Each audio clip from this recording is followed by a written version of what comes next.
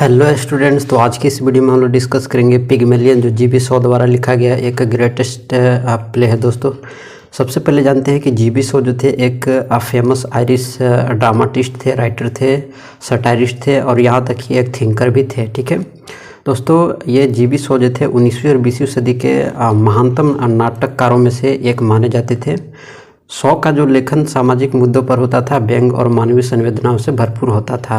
Born ये हुए थे 26 जुलाई 1856 को डबलिन में, आयरलैंड में। ठीक है, और ये डेड हुए थे 2 नवंबर 1950 इंग्लैंड। ठीक है, इनके कुछ फेमस वर्क्स रहे, जैसे पिग्मेलियन हो गया, मेजर बारबारा हो गया, आर्म्स एंड द मैन हो गया, मैन एंड सुपरमैन हो गया। तो ये इनके कुछ फेमस वर्क्स रहे हैं। दोस्तों, सम्मान और उपलब्धियां की बात करते हैं तो नोबेल पुरस्कार से इनको नवाजा गया था इन 1925 को, और इनको ऑस्कर अवार्ड भी मिला था इन 1938 को। ठीक है, तो दोस्तों बेसिकली इस वीडियो में जो है हम लोग पिग्मेलियन, जो जीबी शो द्वारा लिखा गया एक फेमस ड्रामा है दोस्तों, तो इनको इसके जो है इसके समरी हम लोग इस वीडियो में डिस्कस करेंगे। तो चलिए जो हम लोग इसको स्टार्ट करते हैं। दोस्तों, ये स्टोरी बहुत ही इंटरेस्टिंग है, लास्ट में तो और इंटरेस्ट आएगा, इसलिए आप लास्ट तक जरूर सुने। ठीक है, और इसको जो है स्टार्ट करते हैं। यह कहानी जो है स्टार्ट होती है स्टॉर्मी नाइट से। ठीक है, लंदन के कोवेंट गार्डन में एक बरसात की रात डिफरेंट सोशल क्लास के लोगों का भीड़ एक चर्च के बरामदे के नीचे छुपे हुए थे। ठीक है, एक चर्च और औरत जिसका नाम इंसफोल्ड हिल है, अपनी बेटी क्लारा के साथ अपने बेटे फ्रेडी को टैक्सी खोजने के लिए कहती है, लेकिन फ्रेडी टैक्सी ढूंढ कर नहीं ला पाता है, तो उसकी माँ उसे फिर से भेज देती है टैक्सी खोजने के लिए। और वहीं चर्च के बरामदे के नीचे एक पुअर फ्लावर गर्ल होती है जिसका नाम एलिजा डूलिटिल होता है, एक जेंटलमैन जिसका नाम कार्नल पिकरिंग होता है। ठीक है, पिकरिंग को फूल बेचती है। ठीक है, और वहीं पर एक आदमी जो होता है एलिजा को भीड़ के पीछे से ये सभी नोट कर रहा होता है। ठीक है, तभी एक आदमी आकर कहता है कि तुम्हें कोई नोटिस कर रहा है। ठीक है, तुम्हें कोई देख रहा है और ये अपने डायरी में नोट्स कर रहा है। ठीक है, तो एलिजा सोचती है कि वह एक पुलिस वाला होगा। ठीक है, तो वह डर जाती है और वह आदमी आता है और कहता है कि वह कहता है कि मैं सभी को बता सकता हूँ कि कौन कहाँ से है। ठीक है, वो जो आदमी जो नोटिस कर रहा था एलिजा को, तो वो आता है, भीड़ के आगे आता है और पूछता है कि मैं यहाँ पर सभी को बता सकता हूँ कि कौन कहाँ से है। ठीक है, उनके टोन से ये बता सकता है। ठीक है, कि कौन कहाँ के रहने वाला है। अब उस व्यक्ति का नाम हेनरी हिगिंस होता है, जो प्रोफेसर है फोनेटिक्स के। ठीक है, अब हर कोई सरप्राइज हो जाता है।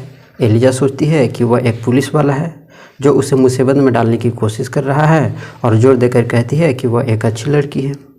पिकरिंग हिगिंस को पूछता है कि वह कैसे बता सकता है कि हर कोई कहाँ से है। ठीक है, भाई प्रूफ देना होगा ना कि कैसे आप कर सकते हैं। ठीक है, तो हिगिंस बोलता है कि मैं फोनेटिक्स का स्टडी करता हूँ और लोगों को अलग अलग एसेंट में बोलना सिखाता हूँ। ठीक है, तो हिगिंस कहता है कि वह एलिजा को सिर्फ 3 महीनों में इतना अच्छा बोलना सिखा देगा कि वह एक डचेज के रूप में पहचानी जा सकेगी। हिगिंस और पिकरिंग एक दूसरे को इंट्रोड्यूस करते हैं, और वहीं पर जो है पिकरिंग भी एक लिंग्विस्ट है। दोस्तों, यहाँ पर ध्यान रखना कि पिकरिंग भी एक लिंग्विस्ट है। और बारिश तभी रुक जाती है और भीड़ तितर बितर हो जाती है। ठीक है, हिगिंस और पिकरिंग साथ में डिनर करने के लिए निकल जाते हैं, जबकि क्लारा और उसकी माँ बस की ओर चल पड़ते हैं। और फ्रेडी आखिरकार जो होता है अंतिम में टैक्सी ढूंढ करके लाता है, लेकिन उसे पता चलता है कि उसकी माँ और उसकी जो है वहाँ पर मिसिंग है। ठीक है, मतलब वो चले गए घर। उसके बाद कहानी आगे स्टार्ट होती है।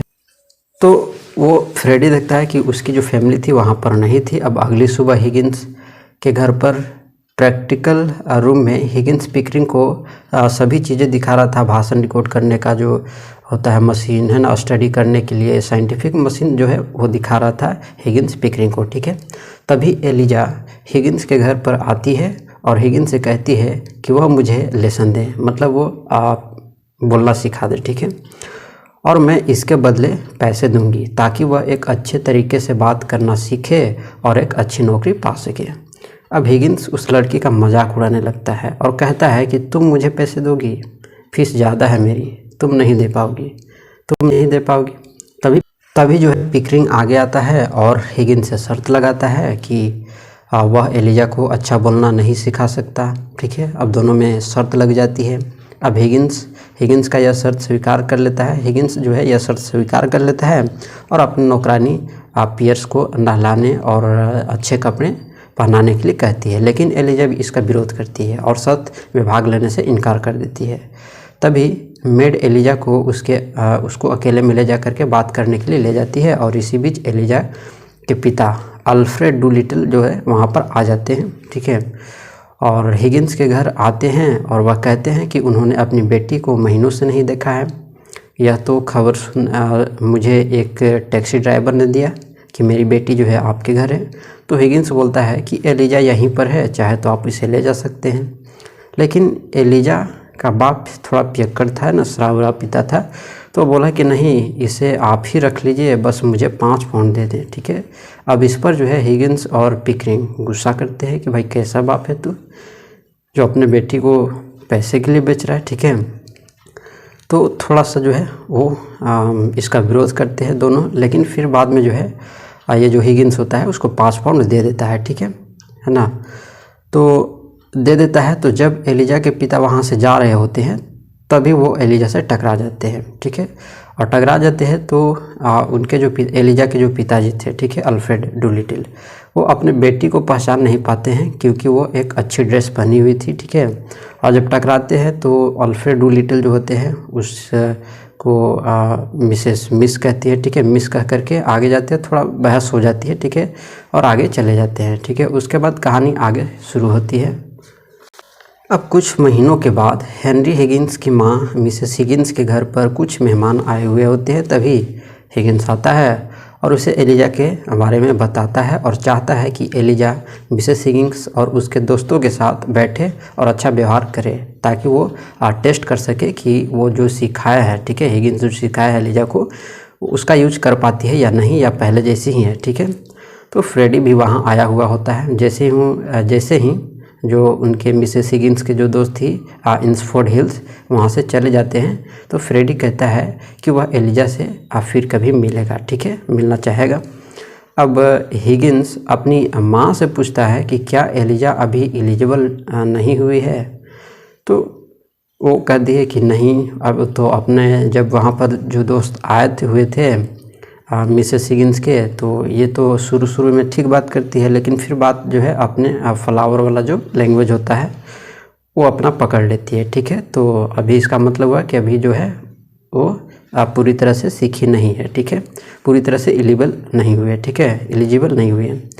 अब दोस्तों कुछ महीनों के बाद एलिजा हिगिंस और पिकरिंग एक लंबे दिन और रात के बाद आधी रात को हिगिंस के घर लौटते हैं, क्योंकि वे एक गार्डन पार्टी में गए हुए थे। ठीक है, उसके बाद एक डिनर पार्टी में तो एलिजा एक सक्सेसफुल रिच वुमेन के रूप में पास हो गई थी। ठीक है, मतलब अब उसको जो है आ गया था। ठीक है, कुछ महीनों के बाद वो सीख चुकी थी। ठीक है, बात करना, सब बोलना है ना, सारी चीज़ें वो जो है सीख चुकी थी और हिगिंस ने अपनी शर्त जीत ली थी। ठीक है, अब हिगिंस ने अपनी शर्त जीत ली तो हिगिंस का कहना था कि वह एलिजा की सफलता से हैरान नहीं था। ठीक है, कि वो सिखा पाया। वास्तव में वो अपने जो शर्त है उसका लिए जो है वो बहुत खुश होता है कि मैंने अपना जो शर्त है वो जीत लिया। ठीक है, जिसका उसको काफ़ी लंबे समय से इंतज़ार करना पड़ा। ठीक है, तो वह गॉड को थैंक्स कहता है। ठीक है, अब एलिजा जो होती है इस बात से नाराज़ हो जाती है क्योंकि वे दोनों उसे शर्त के तौर पर जो है यूज किया। ठीक है, तभी एलिजा हिगिंस के चेहरे पर चप्पल फेंकती है और उसे स्वार्थी कहती है, सेल्फिश कहती है कि तुम बहुत बुरे आदमी हो, और वो वहाँ से चली जाती है। कहानी आगे स्टार्ट होती है। अब एलिजा अपने आप को संभालती है और चिंता करती है कि अब उसके साथ क्या होगा। ठीक है, हिगिंस आता है और उसे शादी कर लेने की सुझाव देता है कि वह एक अमीर व्यक्ति से शादी कर ले। ठीक है, लेकिन एलिजा कहती है कि क्या मैं एक प्रोस्टिट्यूट हूँ।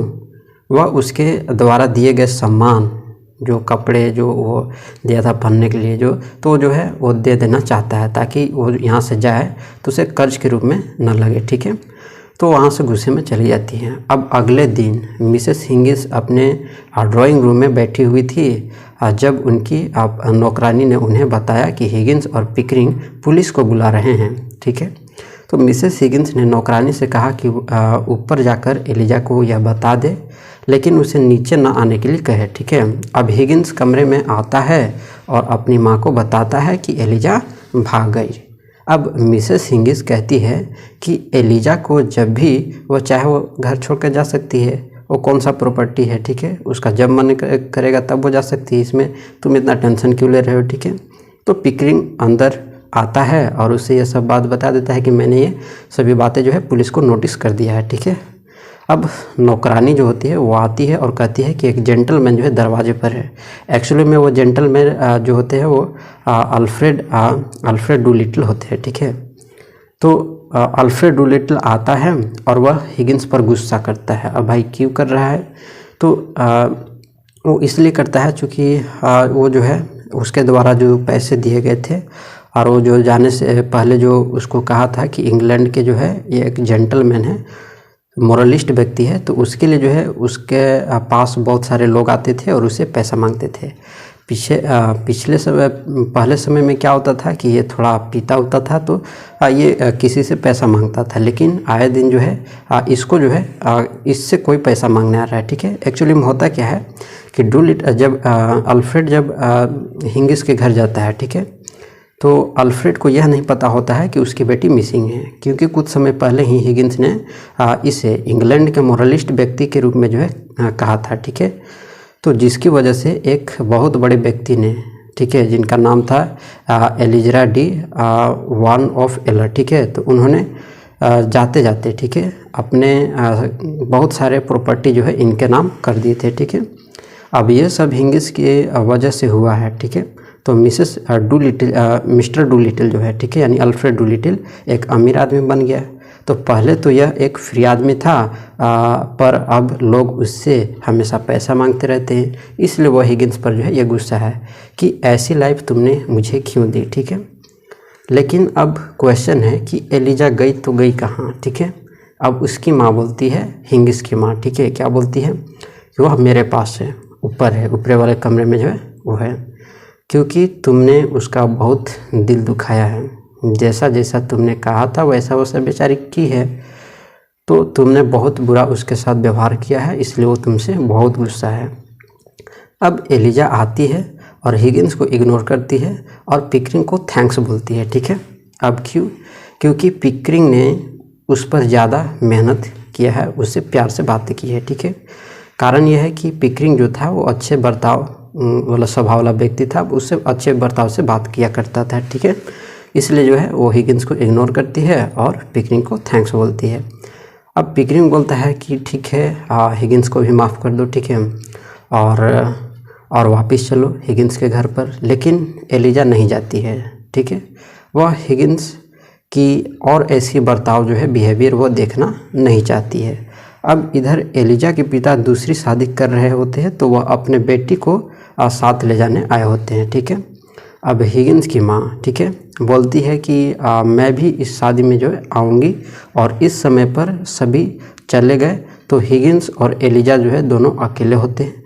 अब हिगिंस बोलता है कि वापस आ जाओ प्लीज़, अब मैं अपना नेचर किसी के लिए तो चेंज नहीं कर सकता, वापस आ जाओ, मैं तुम्हें मिस करूँगा, अगर तुम गई तो तुम्हारी की आदत सी हो गई। ठीक है, तो लेकिन वह बोलती है कि मैं फिर से वह फ्लावर गर्ल बनना चाहती हूँ। ठीक है, हिगिंस कहता है कि तुम पिकरिंग से शादी क्यों नहीं कर लेती। ठीक है, लेकिन पिकरिंग बहुत ओल्ड है, ज़्यादा उम्र का है, तो एलिजा बोलती है कि मैं फ्रेडी से शादी कर लेती हूँ। ठीक है, क्योंकि फ्रेडी जो है मुझे लव लेटर लिखता है। तो हिगिंस बोलता है कि वह तुम्हारे लिए क्या कर सकता है, वो निकम्मा, उससे तुम क्यों शादी करना चाहती हो, तुम्हारे लिए कुछ नहीं कर पाएगा। ठीक है, तो वह जैसे तुम्हें रखेगा वैसे तो मैं भी रख सकता हूँ। ठीक है, लेकिन एलिजा बोलती है कि मुझे आपकी काइंडनेस चाहिए, बस। उसके बाद कहानी आगे शुरू होती है। अब वह कहती है कि वह एक फोनेटिक्स की टीचर बनेगी। तभी मिसेस हिगिंस एलिजा को शादी में ले जाने के लिए आती है, और जब वह जाती है तो हिगिंस एलिजा से उसके लिए कुछ चीज़ें खरीदने के लिए कहता है, लेकिन एलिजा उसे खुद करने के लिए कहती है। अब दोस्तों, ये जो प्ले है, कमरे में अकेले हिगिंस के साथ जो है ये प्ले समाप्त होता है। उसे विश्वास है कि एलिजा उसके कहे अनुसार काम करेगी और इस तरह जो है दोस्तों ये प्ले जो है एंड हो जाता है, द एंड। ठीक है, अब दोस्तों मैं बता देता हूँ कि इसका जो टाइटल है इस प्ले का, द पिगमेलियन, ये कहाँ से है। ठीक है, नाम इसका कैसे पड़ा उसका कहानी भी आप सुन लो। ठीक है, और ये जो स्टोरी है कहीं ना कहीं उससे मिलती है, लेकिन यहाँ पर जो है एलिजा छोड़ करके चली जाती है और यहाँ पर जो है अभी जो बताऊँगा उसमें जो है दोनों एक हो जाते हैं। जैसे यहाँ पर तो ये जो ग्रीक मैथोलॉजी में है जो है दोस्तों, एक बंदा हुआ करता था पिगमेलियन। ठीक है, ग्रीक मैथोलॉजी में पिगमेलियन नाम का एक बंदा हुआ करता था, वह एक स्क्रिप्चर होता था मूर्ति बनाने वाला। ठीक है, तो पिगमेलियन एक दिन एक खूबसूरत लड़की का जो है मूर्ति बनाता है। ठीक है, पत्थरों से, बहुत खूबसूरत होती है।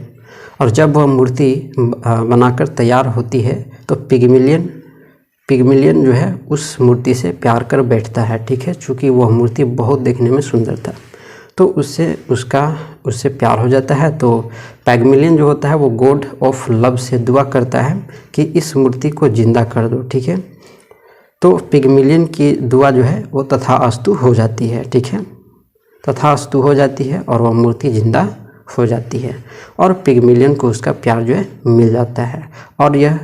और यह कहानी भी इसी तरह होती है, इसी वजह से इस प्ले का जो नाम है वो पिगमेलियन पड़ा है। बस इसमें फ़र्क दोस्तों ये है कि इसका प्यार इसको वापस मिल जाता है और इसमें क्या होता है वो बताया नहीं गया है। ठीक है, तो ये थी दोस्तों कहानी। आपको कैसा लगा आप कमेंट बॉक्स में बताएं और चैनल को सब्सक्राइब करें, लाइक करें और शेयर करें। इसी तरह से आपको मिलते रहेंगे और भी वीडियो। तो मिलते हैं नेक्स्ट वीडियो में।